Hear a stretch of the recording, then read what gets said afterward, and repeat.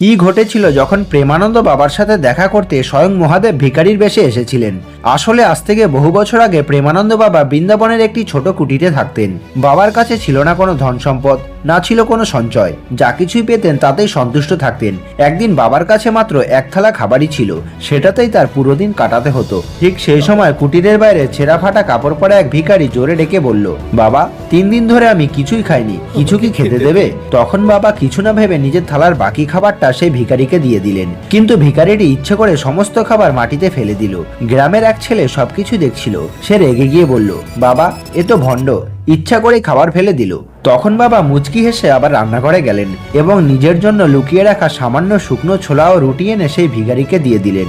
এবার ভিখারিটি খাবার খেলো। খাবার খাওয়ার সময় হঠাৎ ভিখারির দেহ থেকে তীব্র আলো বেরোতে লাগলো এবং সেই মুহূর্তে সেই ভিখারির জায়গায় স্বয়ং মহাদেব প্রকাশিত হলেন। পুত্র, আজ আমি তোমার পরীক্ষা নিচ্ছিলাম। প্রথমবার তোর অপমান হলেও তুই রাগ করিসনি, আর নিজের জন্য রেখে দেওয়া খাবারও আমাকে দিয়ে দিয়েছিস।